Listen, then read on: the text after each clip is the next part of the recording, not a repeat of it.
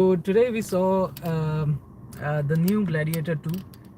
Gladiator in 2000, Gladiator 1 was done by Russell Crowe in 2000, and this one is done by Paul Mescal. He actually fills in very well in the shoes of Russell Crowe. Very nicely done. Plus there is Denzel Washington as well. I'll just peel a few beans. Uh, Denzel Washington is not the hero in this movie. He is shown to be the villain, and no one likes the Romans. Basically, even in the West, people don't like them because they are known for colonialism, slave trade, and all those things. Uh, Gladiator is a concept that they, in those days, they used to make the slaves fight against each other or with animals, and that is called as being a gladiator. There was an arena. You must be knowing about Colosseum, which is a big indoor stadium which Romans had built, and it stands till now. Of course, it is damaged a bit now, but uh, it tells the story of that Rome, which was not built in a day, and the Rome was not even destroyed in a day. This story is about the step-by-step destruction of Rome. It starts with the Roman invasion in Africa and Asia. They gather slaves from there.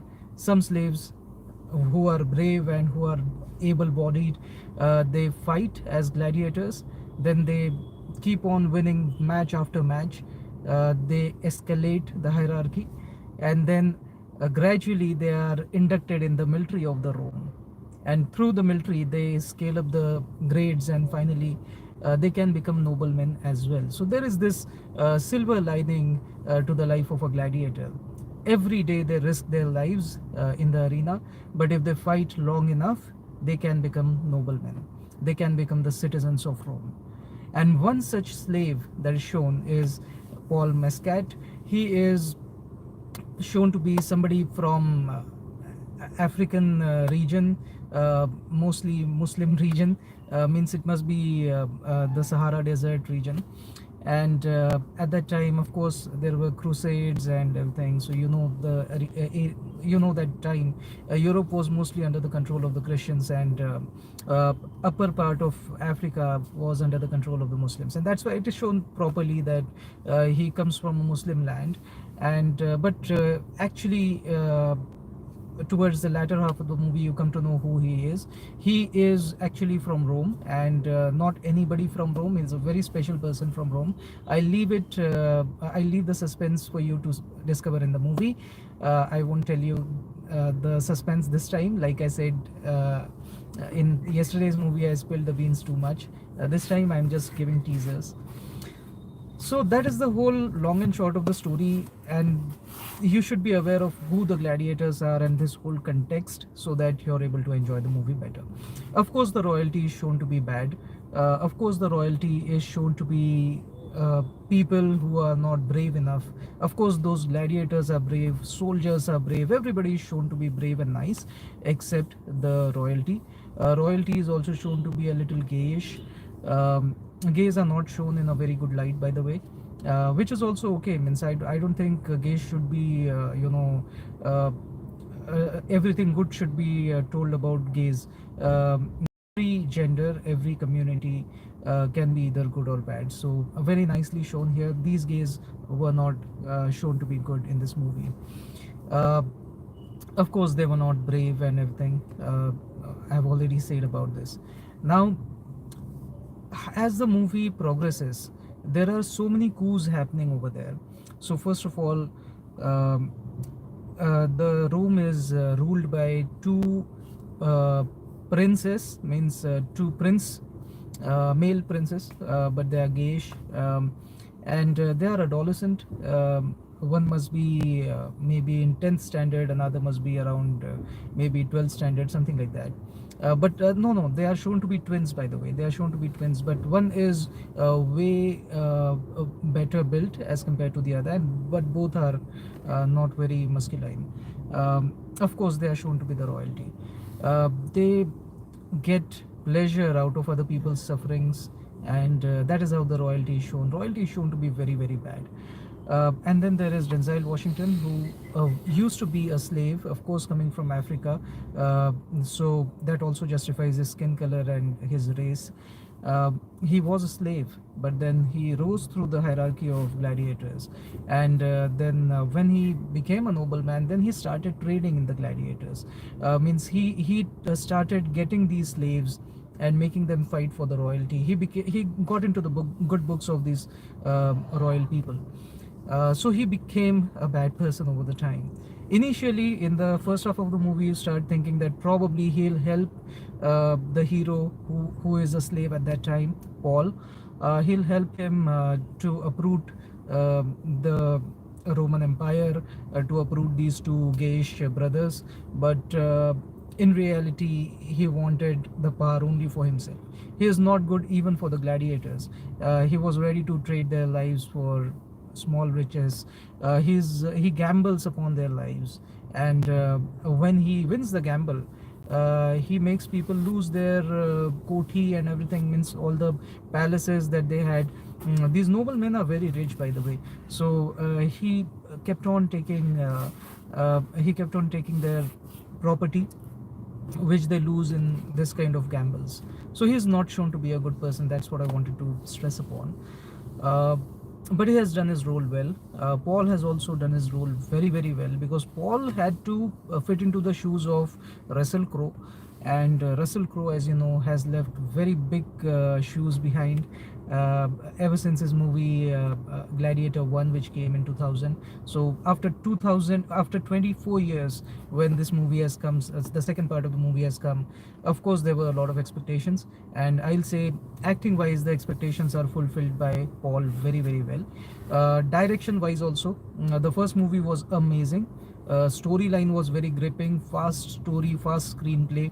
Same thing you will see over here. It is just like this movie inherits the DNA of the first movie, exactly the same, just a little ahead. The story has moved ahead a bit. Again, my dad was asking whether there'll be another part. I don't think, see, even if there is another part, they did not leave any teaser, because the story is going to stay the same.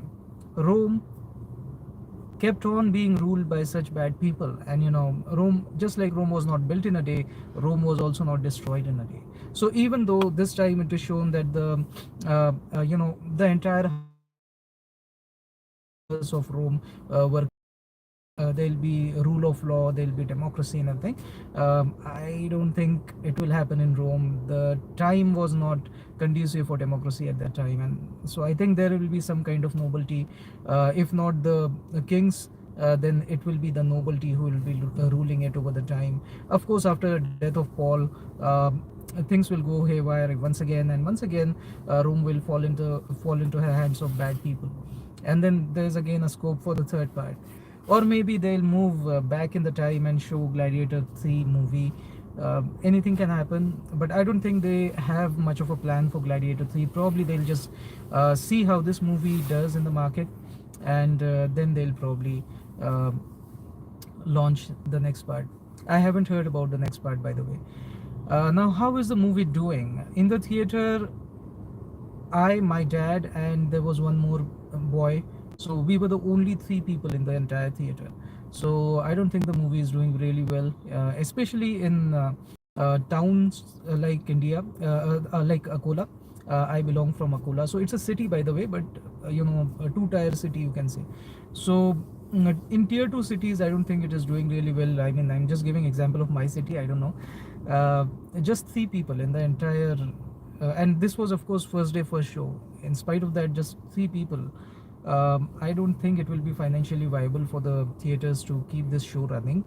So at max a week, not beyond that. So it's not doing good in Indian market as far as I can see firsthand. Of course, we'll have to wait until the evening. By the time Wikipedia should reflect how much is the box office collection and everything. Or maybe some other websites could also show it, at least in India, how is the movie doing. But I don't think this movie is doing good in India. Okay, so that is the long and short about the movie. Now, what about the messaging? Because in every video, I talk about what message the movie conveys.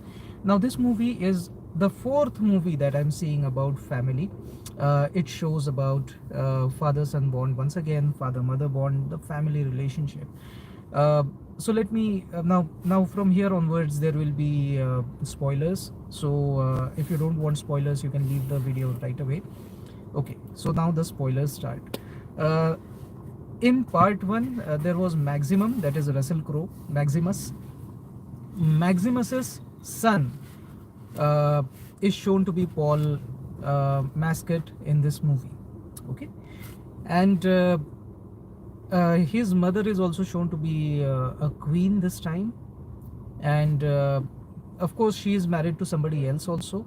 Now that is like a stepfather of Paul, and the whole story is about uh, how royalty is bad, how Rome is bad, and how the gladiators were good, the soldiers were good, because Paul's stepfather was the same person who actually captured this slave, and he is in the military of Rome, and he's a brave soldier, but he also doesn't like these two gayish brothers, and he wants to take them out. And finally, when he comes to know that Paul is royal blood, then and he is his son in, I mean, stepson, you can say.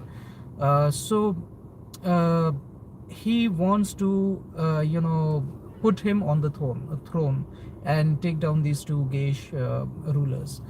Um, but when Paul attacks the gayish rulers, then people think, or rather, Denzel Washington makes the gayish rulers think that they were attacked by Paul's stepdad. Okay, and that's why Paul's stepdad is brought into the that arena, and he's made to fight against Paul. So father and son are fighting against each other, and those are some of the scenes that you must have seen in the trailer as well. Very nicely shot. And then finally the father raises his hand, surrenders. He says, I'm not going to fight my son. And of course he doesn't say it in public, but the son knows that he is the stepfather, and he surrenders, and the son also says, I'm not going to kill this guy. And this is how this whole thing ends. And then once again, I mean, of course, although they did not fight, um, there are archers, and the gayish rulers, they force the archers to kill this father. When he dies, then this Maximus's son, that is Paul, he says that, is this how Rome treats their brave? And the people don't like it at all. People revolt, and that is when, and the gayish hierarchy, the two gayish brothers, they are led to believe by Denzel Washington that all this uprising is happening, and you should be safeguarded, and so you need to put down the people even more, and that ignites the fire of revolution even more. And then Denzel Washington pits one brother against the other, and kills first brother first, and then the second brother also he himself assassinates, and then he sits on the throne, and then finally Paul kills Denzel Washington as well, and that's how the movie ends. Again, the background score is amazing. At the end of the movie also, the same thing is shown. The same music that played at the end of the first movie, the same kind of a music plays. I think the background score is really good. Now, I'll of course bring about a comparison video of the movie that we saw yesterday and the movie that we are seeing today. In between these two movies, I'll bring about a comparison video, but in this video, I'll just tell you a few basic things that I feel about Hollywood. Hollywood always has a great production value. Their background music is not just one music that they keep repeating in every emotion. No, they have many different background scores, and all of them are similar to each other.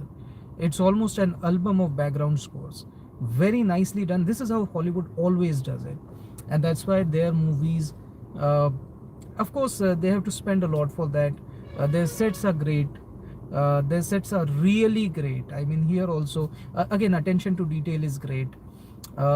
in yesterday's movie also attention to detail were more, but Hollywood is Hollywood, yeah. Amazing attention to detail. Like small things you will see. Like if there is a torch, that is mashal, hung across a wall, then there is also a reflector, a metal reflector put behind it, so that it reflects more light and also it doesn't blacken the wall. Very basic thing, right? But they pay that much of attention towards the detail.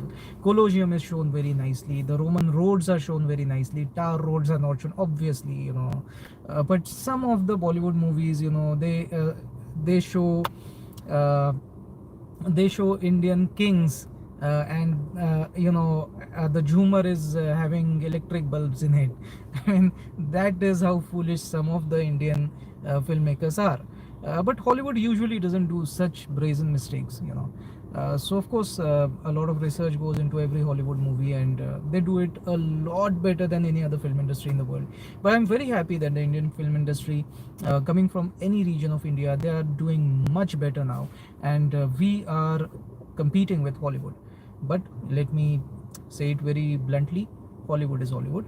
It is difficult to catch Hollywood, and of course the comparison video will come, but I'll say that this movie stands up to the expectation of being a great Hollywood movie. Amazing. If you want to see a great amazing Hollywood movie, then this is a movie that you should go for. Of course, this movie won't have songs, it won't have romance, uh, but I mean, it is just like a history lesson, you can say.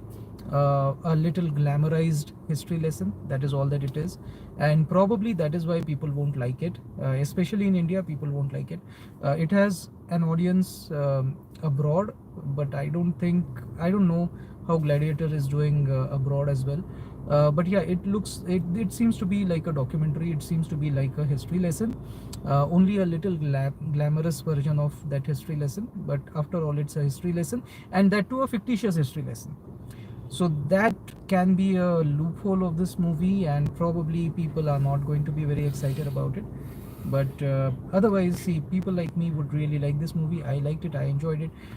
Do let me know how you felt about the movie in the comment section. And until next time, this is Amit signing off. Jai Shri Ram. Jai Shri Ram.